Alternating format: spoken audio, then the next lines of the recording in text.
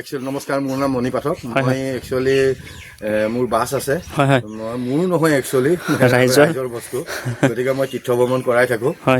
All over অসমৰ তীৰ্থ ভ্ৰমণ কৰাই থাকোঁ, কাশী গয়া, বৃন্দাবন, মথুৰা, মানে অল অভাৰ, মানে খালি মানে ৰাইজ য'তে যাব বিচাৰে মই ততে অল অভাৰ অসমত মই অসমৰ পৰা যাত্ৰী লৈ মই বাহিৰৰ দেশত বাছ লৈ ঘূৰাই ফুৰোঁ।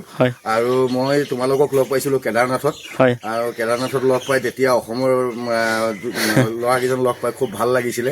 আমি এইখন গাড়ী লৈয়ে কেদাৰনাথ গৈছিলোঁ। হয়, ইফালে এখন গাড়ী লৈ গৈছিল, মানে এনেতো ফুৰে মানে বাছ লৈ যাই থাকে বাহিৰত, হয় না? বাছ লৈ যাওঁ। হয়, বাছ লৈ যায়। অসমৰ মোৰ বাছখনৰ নাম হৈছে জগন্নাথ ট্ৰেভেলছ, আৰু মই তীৰ্থযাত্ৰীয়ে কৰাই থাকোঁ ৰাইজৰ। মোৰ নাম হৈছে মণি পাঠক। আৰু দাদা কণ্টেক্ট নম্বৰ? মোৰ নম্বৰটো হৈছে 7086655292, আৰু অল অভাৰ ইণ্ডিয়া তীৰ্থযাত্ৰীৰ কাৰণে কাশী গয়া, বৃন্দাবন, মথুৰা, কন্যাকুমাৰী, জগন্নাথপুৰী, দ্বাৰকা, আপোনাৰ বৈষ্ণৱ দেৱী, কেদাৰনাথ, বদ্ৰীনাথ, হৰিদ্বাৰ, য'তে যায় মোক ৰাইজে কণ্টেক্ট কৰিলে হ'ল। মোক এইটো নম্বৰতে কণ্টেক্ট কৰিলে হ'ল। মই অল অভাৰ অসমৰ কাৰণে তীৰ্থযাত্ৰী পিতৃ মাতৃসকলক মই নি পেলাই দৰ্শন কৰাই থাকিম, আৰু তেওঁলোকৰ সম্পূৰ্ণ দায়িত্ব, খোৱা বোৱা, থকা মেলা, মেডিচিন, ট্ৰিটমেণ্টলৈকে সেইখিনি দায়িত্ব মই ৰাইজৰ পৰা মই গ্ৰহণ কৰোঁ, আৰু ৰাইজক সুন্দৰ মতে মই দেখুৱাই আনি আকৌ ঘৰত নমাওঁ। সেইখিনিয়ে মই ৰাইজৰ পৰা আশীৰ্বাদ বিচাৰিছোঁ, আৰু ৰাইজে যাতে মোক বিচাৰে, আৰু এই মহাদেৱৰ দ্বাৰাই মই এইখিনি ৰাইজক প্ৰচাৰ কৰিছোঁ, ৰাইজে যাতে মোক বিচাৰে। আপোনালোকে যদি কেতিয়াবা কেদাৰনাথ, বৈষ্ণৱ দেৱী মানে ক'ৰবাত যাবলগীয়া আছে, দাদাক কণ্টেক্ট কৰা, মই কণ্টেক্ট নাম্বাৰ দি দিম। ধুনীয়াছে দাদাই মানে য'তে যাব মন যায় মানে ধুনীয়াছে যাব পাৰিব। আৰু মোৰ ফেচবুক পেজ আছে জগন্নাথ ট্ৰেভেলছ বুলি, তাতে চাৰ্চ কৰিলে আপোনালোকে ৰাইজে পাব। হয়, ঠিক আছে, আপোনালোকে কণ্টেক্ট কৰিবা। আমিও মানে বহুত ঘূৰি থাকোঁ যে, তো বহুত বেছি ভাল লাগিল, আৰু কৈছোঁ মানে দাদাৰ লগত একবাৰ বাহিৰত যাম মানে বাছত, তেতিয়া মানে দুটা ফুল ডিটেইলছত ভিডিঅ' এটা বনাম। তো ব'লা এতিয়া নাহৰ পুলটো ৰুম, আৰু ইয়াৰ পিছত আমি আজি যোৰহাটত যিমানখিনি পাৰোঁ জুবিনদাৰ স্মৃতিত নাহৰ গছৰ পুলি ৰোপণ কৰিম। ব'লা।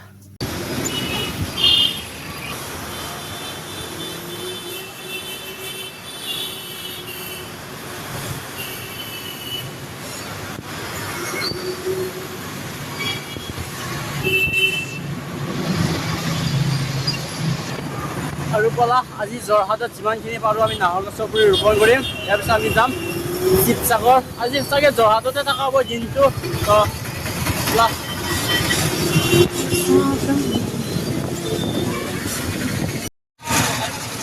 আৰু এতিয়া আমি নাহৰ ৰোপণ কৰিম 4 নং ৱাৰ্ড প্ৰাইমাৰী স্কুল যোৰহাট। ইয়াতো আমি জুবিনদাৰ স্মৃতিত ধুনীয়াছে নাহৰ গছৰ পুলি ৰোপণ কৰিম। ব'লা ভিতৰত যায়। 4 নং ৱাৰ্ড প্ৰাইমাৰী স্কুল যোৰহাট, ইয়াতো আমি জুবিনদাৰ স্মৃতিত নাহৰ গছৰ পুলি ৰোপণ, আৰু মানে বাহঁকেইজন মানে যোৰহাটৰে হয়, মানে আমাক দেখি পিনে মাতিলে, তো বহুত বেছি ভাল লাগিল। আৰু ব'লা তোমাক দেখুৱাই আছোঁ মানে নাহৰ পুলিকেইটা ৰুই লওঁ, আৰু ব'লা। আৰু নেক্সটটো গছৰ পুলি ৰোপণ কৰিব এইফালে আমাৰ মুনু আছে। কি নাম তোমাৰ? আকৌ এবাৰ কোৱা। নমস্কাৰ, মোৰ নাম শ্ৰী স্নিগ্ধা বৰুৱা। গুড। তোমাৰ?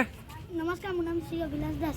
আজি তোমালোকে যে গছৰ পুলিটো ৰোপণ কৰিবা, স্কুলত আহোঁতে আৰু যাওঁতে সদায় পানী দি থাকিবা দেই। কিমানত পঢ়ি আছা? মই ক্লাছ 3 পঢ়ি আছোঁ। আৰু তুমি মুনু কিমানত পঢ়িছা? ক শ্ৰেণী। বঢ়িয়া। তো এতিয়া ধুনীয়াকৈ মহাদেৱে এইফালে ৰুই আছে, আৰু তোমালোকে সদায় পানী দিবা। বাবু এওঁ নিদিব পাৰে, তুমি তৃতীয়ত পঢ়িছা, তুমি অলপ জানা, তো তুমি সদায় পানী দিবা ইয়াতে, হা, স্কুলত আহোঁতে আৰু যাওঁতে। বঢ়িয়া। আৰু এইটো হ'ল 3 নম্বৰ নাহৰ গছৰ পুলি। এইফালে আমাৰ মইনা আছে, আৰু এইফালে আমাৰ ভাইটি আছে। কি নাম মইনা? নমস্কাৰ, মোৰ নাম শ্ৰীমতী প্ৰজ্ঞাপ্ৰিয়া চৌধুৰী। আৰু তোমাৰ? নমস্কাৰ, মোৰ নাম অনুপল বৰদলৈ। আজি যে নাহৰ গছৰ পুলিটো ৰোপণ কৰিলা, যদি তোমালোকে বচাই ৰাখিব পাৰিছা, তেন্তে তোমালোকলৈ অহা বছৰ আমি এটা ডাঙৰ গিফ্ট লৈ আহিম। আৰু যদি বচাই ৰাখিব পৰা নাই, তেন্তে তোমালোকৰ পকেটৰ পইচাৰে আকৌ ইয়াত গছপুলি ৰোপণ কৰিব লাগিব, হ'ব? ঠিক আছে। এইফালে মহাদেৱে বঢ়িয়াকৈ গছৰ পুলিটো ৰুই দি আছে, আৰু তোমালোকে সদায় পানী দি থাকিবা দেই।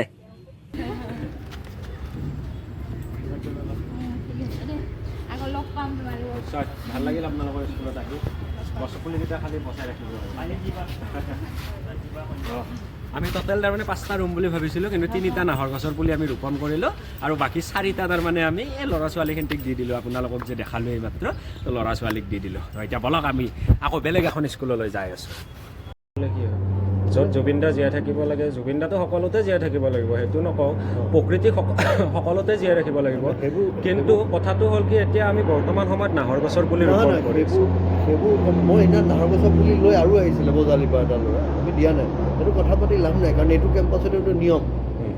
ইয়াত এটা ৰুল কৰি থোৱা আছে যে এইটো কেম্পাছত আমি গছপুলি ৰুব নোৱাৰোঁ। বাহিৰত ওলাই আহিলোঁ মানে ভিতৰত ৰেকৰ্ডিং কৰিবই নিদিয়ে, ভিডিঅ' ৰেকৰ্ডিং কৰি দিব যেনে মানে নাহৰ ৰুব নাপায় বোলে জি বি কলেজত, মানে জুবিন দাৰ স্মৃতিক মানে ইয়াতে জীয়াই ৰাখিব নোৱাৰে মানে এনেকুৱা আৰু ন।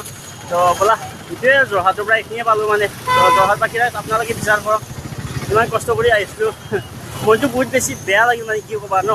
যদি ইমান ডাঙৰ কলেজত নাহৰ গছ পুলি ৰুব মানে জাগা নাই বুলি কোৱাটো ন, কি ক'বা আৰু ভাষা নাই গাইছ, সেইটোৱে। জয় জুবিন দা।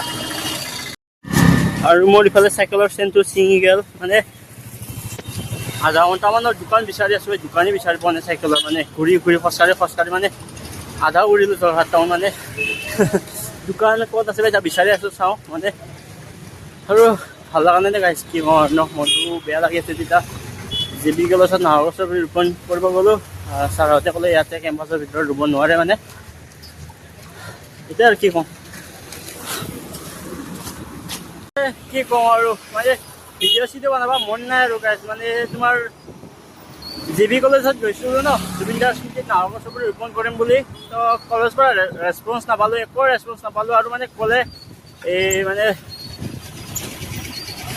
ক'লে আমাক এইটো মানে কেম্পাছৰ ভিতৰত মানে গছপুলি ৰুব নোৱাৰা মানে নিয়মে আছে আমাৰ, তোমালোকে এতিয়া ৰুব নোৱাৰা।